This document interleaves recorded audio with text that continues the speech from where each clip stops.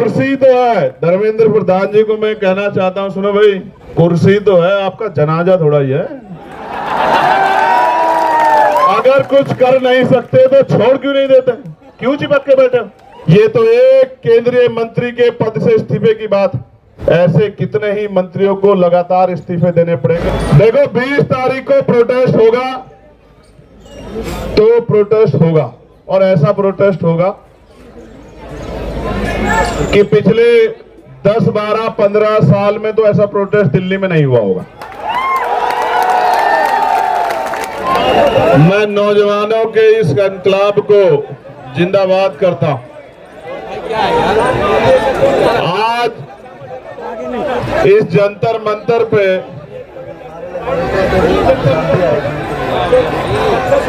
मैं बहुत इंपॉर्टेंट बात आपसे करने के लिए आया, और वो तभी संभव होगी जब आप शोर शराबा बंद कर दोगे। अगर आप बोलते रहोगे, नारा लगाते रहोगे, तो फिर मेरी बात आप तक नहीं पहुंच पाएगी। और मैं कई बार इस जंतर मंतर पे आया हूं। ये जंतर मंतर जहां से जहां तक दिखाई देता है, और जहां तक दिखाई भी नहीं देता उसको भी हमने कई बार जो है जन सैलाब से भरा है। यहां आप और मैं इस बात को जानते हैं, लेकिन आज के आने के पीछे जो उद्देश्य है वो बहुत महत्वपूर्ण है।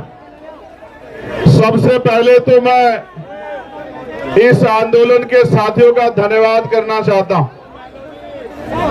जो आंदोलन में साथी बैठे हैं, हमारी बहनें, नौजवान साथी, प्यारे भाई, बुजुर्ग माएं, उन सब का धन्यवाद करता हूं, क्योंकि पिछले लंबे समय से वो लगातार लड़ रहे हैं, और इस तरह से लड़ रहे हैं कि जो नहीं भी सुनना चाहता उसको भी सुनना पड़ रहा है, जो नहीं भी देखना चाहता उसको भी देखना पड़ रहा है, और जो नहीं भी बोलना चाहता उसको भी बोलना पड़ेगा। मेरी बात को आप याद रखना। जो आज चुप है उसको भी कल बीच में आके बोलना पड़ेगा। ये नौजवानों का इनकलाब है, और इसके साथ सोनम भाई जैसे क्रांतिकारी महान योद्धाओं का साथ है। ये जो आपके रेल वाले साथी है ना, ये हटेंगे तो बहुत आसान रहेगा, आप आओगे तो वो भी उठ जाएंगे। मैं आपके उत्साह को समझता हूं, और ये उत्साह बना रहना चाहिए, ये उत्साह आगे बढ़ना चाहिए। प्यारे साथियों, ये जो शख्स हमारे बीच है, सोनम सर, पिछले लंबे समय से इस देश के लिए कई महत्वपूर्ण लड़ाई, लोगों को जगाने के लिए, लोगों को उनके अधिकार के प्रति जागरूक करने के लिए हम लोगों ने लड़ते देखा है। और अच्छी बात यह है कि वो अपने लिए नहीं लड़ रहे हैं, ना उनको नौकरी चाहिए, ना उनको कोई पेपर देना, ना उनको कोई नौकरी चाहिए सरकारी, ना उनको कोई पेपर देना है। और अगर वो अपनी जान को दांव पे लगा के यहां बैठे हैं और हटाए से नहीं हट रहे, इस बात का इनकलाब है, इस बात की चेतावनी है हुकूमत को कि अब ज्यादा दिन तक उनकी डिक्टेटरशिप चलने वाली नहीं है, उनको फैसला लेना पड़ेगा।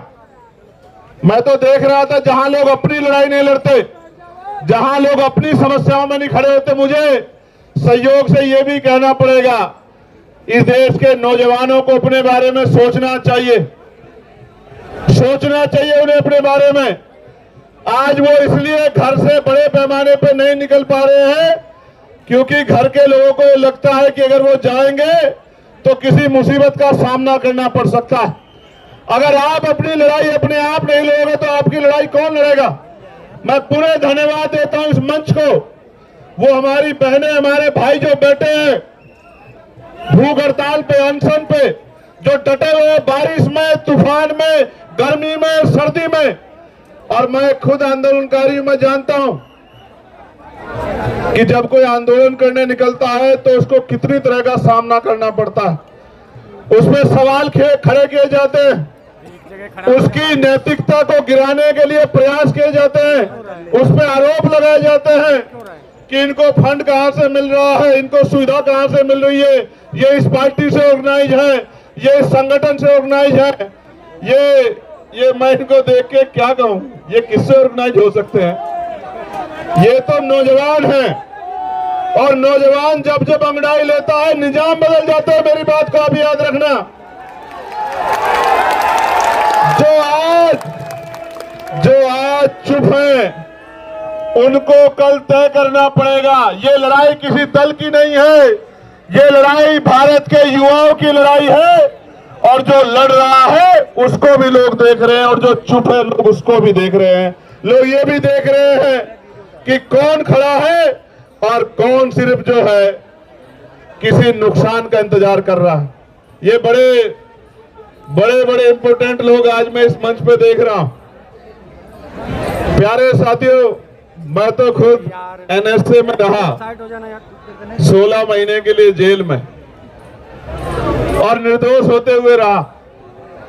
उसके बाद दिल्ली कई बार यहां प्रदर्शन करने आया तो रास्ते रोक दिए गए, बैरिकेडिंग लगा दी गई, बड़े पुलिस ने साइन बोर्ड खड़े करके तमाम तरह के प्रयास किए, डिटेन किए गए।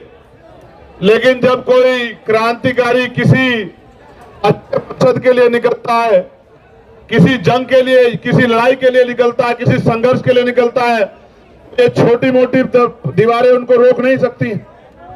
तो कई बार संघर्ष करने के बाद, और जब इससे भी काम नहीं चला तो गोली भी खानी पड़ी। लेकिन मैं जिम्मेदारी से कह सकता हूं, ये मुल्क हमारा, ये देश हमारा, हम इस देश के नागरिक हैं। इस देश के हर एक नौजवान की जिम्मेदारी, हमने लोकसभा में शपथ ली है संविधान की कि हम अंतिम व्यक्ति के अधिकारों की लड़ाई लड़ेंगे। मेरी और सबकी जिम्मेदारी बैठती है कि वो इस प्रोटेस्ट में साथ खड़े हों।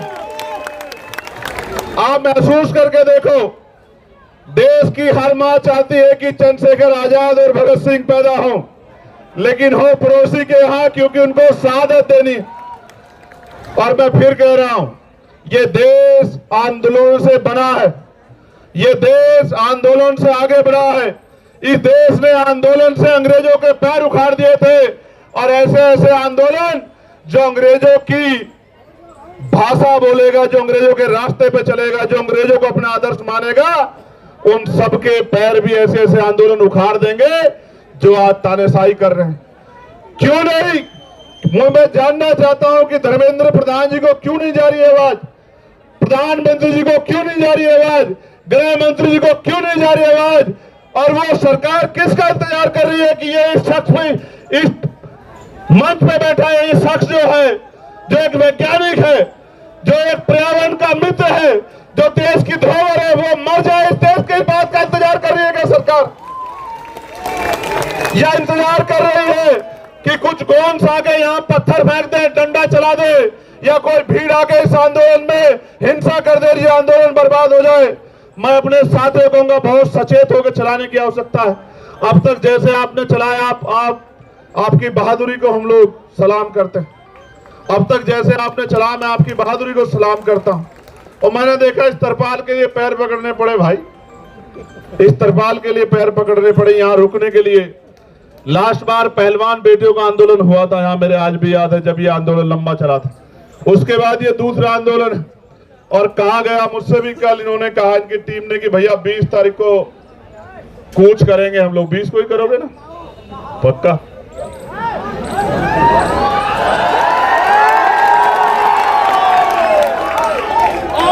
तो लिखो, नोट करो कि 20 तारीख को कूच करेंगे। मेरी बात को आप याद रखें।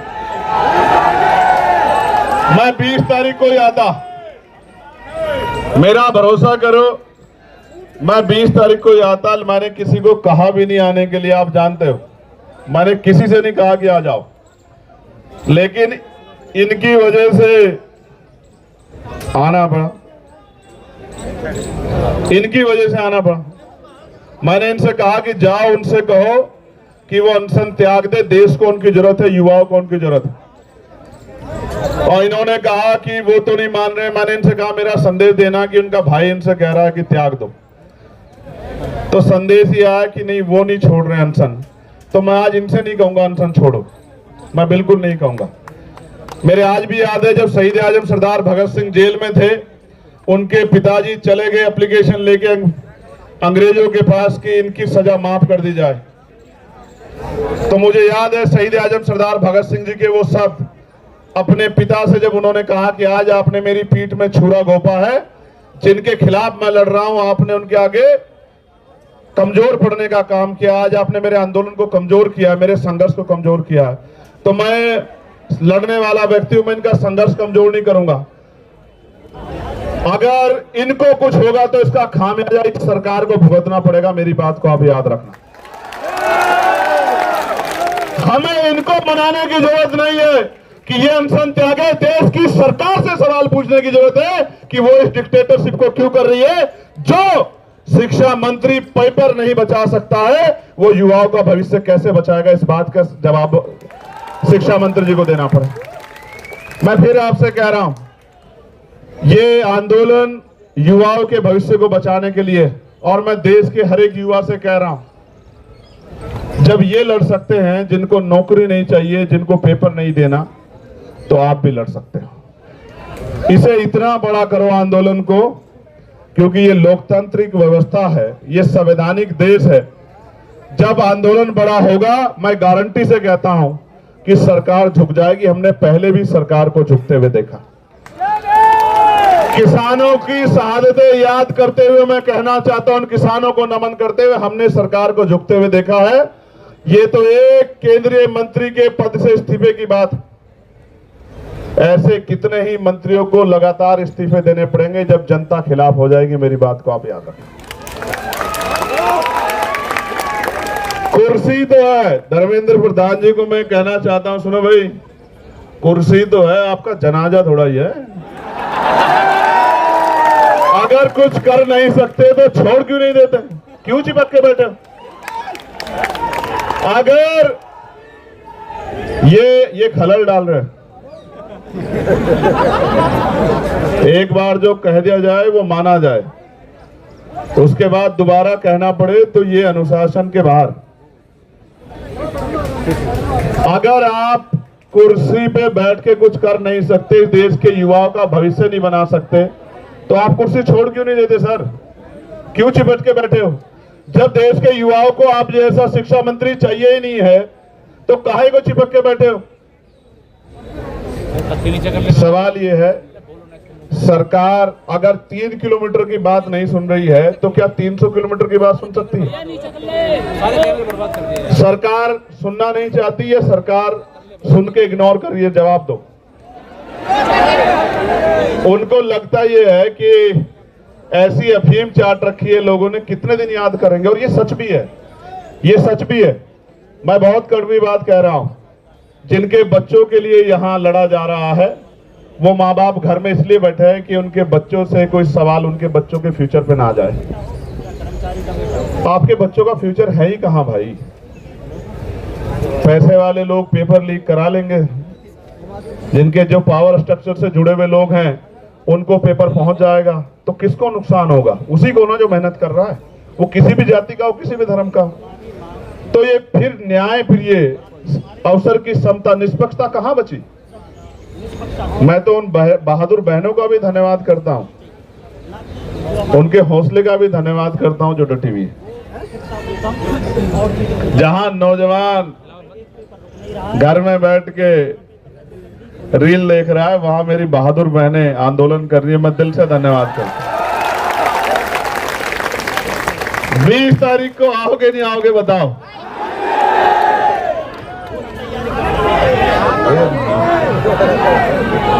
देखो एक चीज जानो, मैं इस आंदोलन पे कोई सवाल ना खड़ा हो, मेरी नैतिकता ये कहती है किसी वजह से इस आंदोलन पे कोई सवाल ना खड़ा हो। जब मैं वहां आया ना, तो अपनी पार्टी, अपने तमाम मन के इच्छाओं को मैं वहां रख के आया। किसी भी पवित्र आंदोलन पर सवाल किसी की वजह से नहीं खड़े होने चाहिए। हर व्यक्ति की जिम्मेदारी बैठती है, वो किसी भी पार्टी का हो। वो जब यहाँ आ जाए इस आंदोलन में तो वो छोड़ आए उसको। वो इसलिए आए क्योंकि उनसे पहले लोग लड़ रहे। जो काम हमें करना चाहिए था वो काम ये टीम कर रही है। ये हमारी जिम्मेदारी थी। हम सपने दिखा रहे हैं, हमें लोग वोट कर रहे हैं, हम लोगों के बीच जा रहे हैं, ये हमारी जिम्मेदारी। इसलिए मैं तो आ जाऊंगा। और मैं तो फिर कह रहा हूं, मैंने उस दिन भी कहा मेरठ में जब मैंने उनकी हालत देखी कि मैं तो बैठ जाऊंगा। मैं बैठ गया तो फिर ये सरकार को भारी हो जाएगा। क्योंकि अगर मैं बैठूंगा तो जितना यहां ये इसका पूरा क्षेत्रफल है, इतने लोग तो रात तक आ जाएंगे। और एक जिले के नहीं आएंगे, एक प्रदेश के नहीं आएंगे। जिसको खबर लगेगी कि भैया वहां है वो आ जाएंगे सब लोग। आप समझ रहे हो? लेकिन ये आंदोलन पीसफुली चलता रहे। मैं इस आंदोलन पे कोई उंगली ना उठे इसलिए मैं चाहता हूं। ये तो वैसे भी फंडेड लोग हैं। कहां से फंड आया आपको? पाकिस्तान से जोर शोर से आ चुका है, पाकिस्तान से आ चुका है। कहां से?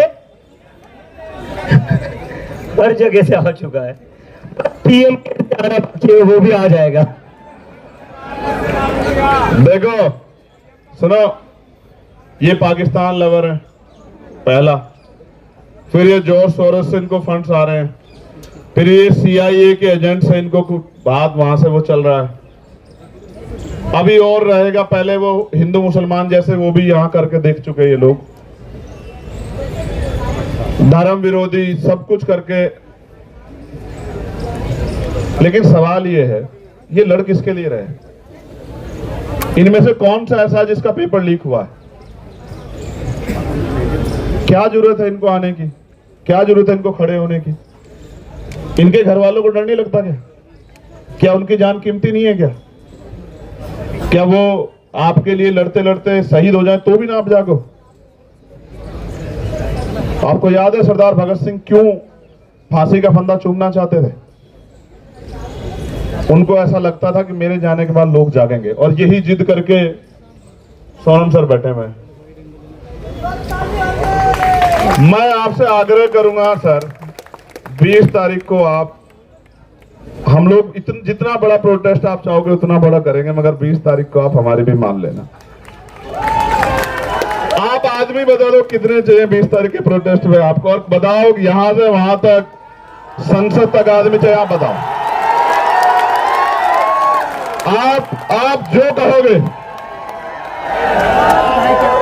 आप कहोगे कि यहां से संसद तक आदमी देखने हैं, तो मैं वचन दे कहता हूं। सुनो भाई, मैं कोई बात हवा में नहीं कहता। पहली बात, अगर मैं कह रहा हूं यहां खड़े होकर एडवोकेट चंद्रशेखर आजाद कि यहां से संसद तक आदमी आदमी होगा, तो आदमी आदमी होगा। मेरी बात को आप याद रखें।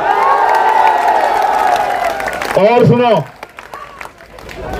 महापुरुषों की तस्वीरों के अलावा झंडा भी कोई नहीं होगा, क्योंकि इस आंदोलन के साथ खड़े हैं। इस आंदोलन से कोई राजनीतिक लाभ नहीं चाहिए। मेरी बात को आप याद रखें। उस काम को हम लोग करते हैं। बताओ सर, तय कर दो, आप बताओ। चलो, आपका कंसर्न बहुत जरूरी है। 20 तारीख को आप हमारी मान लोगे ना? 20 तारीख को जो आप कहते हो हम करेंगे। आप बताओ, आप हमारी मान लो। देश को जरूरत है आपकी।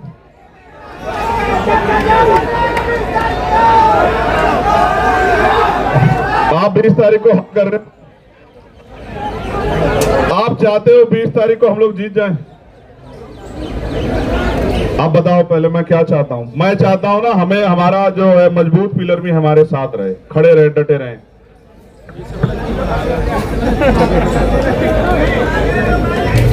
फिर हम विजय दहिया का डांस भी देखेंगे यहाँ 20 तारीख की शाम में।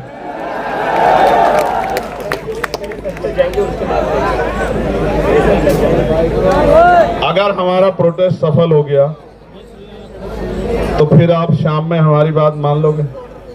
पक्का? ये डांस दिखाएगा शाम में, विजय डांस करके दिखाएगा शाम में। विजय आपका नाम? देखो 20 तारीख को प्रोटेस्ट होगा। तो प्रोटेस्ट होगा, और ऐसा प्रोटेस्ट होगा कि पिछले 10, 12, 15 साल में तो ऐसा प्रोटेस्ट दिल्ली में नहीं हुआ होगा। कारण क्या है? कारण क्या है? ये जिनके लिए लड़ रहे ना, उनको भी नहीं पता कि ये उनके लिए लड़ रहे हैं। यहां तो मीडिया बहुत कुछ तय कर देता है। वो सुई के बराबर इस आंदोलन में इनके मन का खोट ढूंढ रहे हैं। वो ये चाहते हैं एक इतना सा इनके खिलाफ कुछ मिले जिसको वो बता सके कि ये आंदोलन एंटी नेशनल है, ये भारतीय संवैधानिक व्यवस्था को डिस्टर्ब करने के लिए किया जा रहा है। मैं यहीं पल पड़ा हूं, यहीं संघर्ष किया। मैंने जेएनयू के बच्चों पे चलती लाठियां भी देखी, मैंने डीयू के बच्चों पे चलती लाठियां भी देखी, मैंने यहाँ एनआरसी से लेके तमाम आंदोलन देखे, और मैंने खुद बताया ना, मैं निर्दोष होते हुए 16 महीने जेल में रहा। जब मुझे बेल मिली तो मेरे ऊपर एनएसए लगा दी रात को 2:30 बजे। हम भरोसा करते हैं लोकतांत्रिक व्यवस्था में, संवैधानिक व्यवस्था में, अपने जो गवर्नमेंट के इंस्टीट्यूशन है उनमें भरोसा करते हैं। हमें लगता है अगर कोई नहीं सुनेगा तो कोर्ट सुनेगी, तो जब कोर्ट से बेल मिलती है तो फिर एनएसए लग जाता है। कहां जाएंगे हम लोग? हम यही आंदोलन कर सकते हैं। और जिनको लगता है आंदोलन से कुछ नहीं होता, मैं आपको फिर कह रहा हूं, 2 दिन पहले हम लोग मिले थे, मैंने इनसे कहा था कि आप बहानो मेरी बात को कि बहुत कुछ होगा, बहुत कुछ होगा, बस आप डटे रहो। और मैंने इनसे कहा कि 20 तारीख तक डटे रहना। मैं प्रार्थना करता हूं महापुरुषों से, कुदरत से, प्रकृति से कि वो 20 तारीख तक इस आंदोलन को और मजबूत करे, स्वस्थ रखे, क्योंकि 21 तारीख की सुबह बहुत सुनहरी होगी भारत में। मेरी बात को आप याद रखें। और मैं इस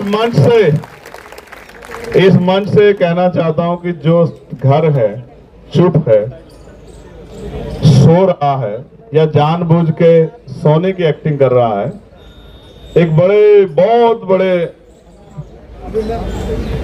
चिंतक ने कहा है कि कुछ लोग सिर्फ इस वजह से नहीं लड़े कि कहीं वो मर ना जाए, लेकिन सच यह है कि एक दिन मरना सबको है।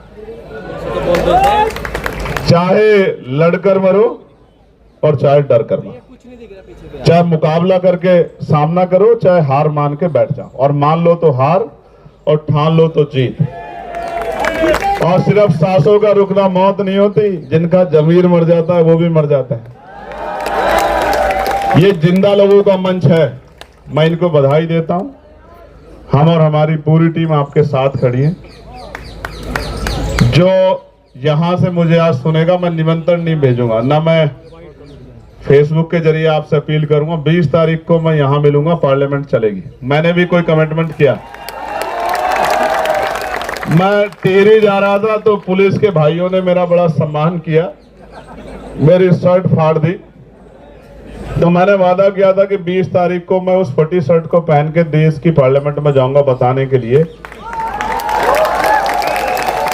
ये बताने के लिए नहीं कि मुझे लाठी लगी है या मेरी शर्ट फाड़ दी गई है।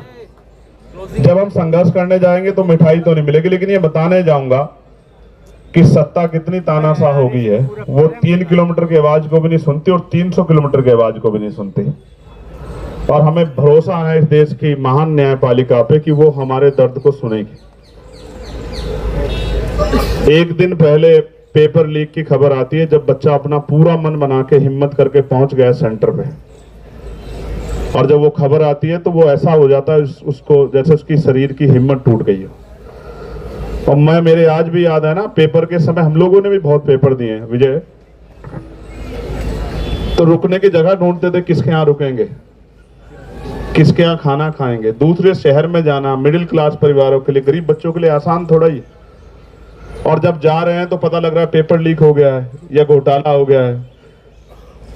आप समझो ना क्या कर रहे हो आप देश के साथ। और जिस देश में 94,000 स्कूल बंद हो गए हों पिछले 10 साल में, और लाखों की संख्या में शराब की दुकानें खुल गई हों, और जहां टीचर को आदेश दिया जाता हो कि भूसा इकट्ठा करके लेके आओ, क्योंकि गौशाला में गाय भूखी नहीं रहनी चाहिए। मैं मानता हूं कि गाय भूखी नहीं रहनी चाहिए, सरकार के पास बहुत बजट है, लेकिन टीचर इसलिए नहीं है कि वो भूसा इकट्ठा करे, उसको बच्चों का भविष्य बनाना है। क्या मजाक कर रहे हो आप लोग? ये कैसा देश बना के दे? ये क्रांतिकारियों के सपनों का भारत है, ये बाबा साहब अम्बेडकर द्वारा लिखे गए संवैधानिक मूल्यों का भारत है। इसके लिए शहादत दी देश ने। बहुत चिंता का सवाल है।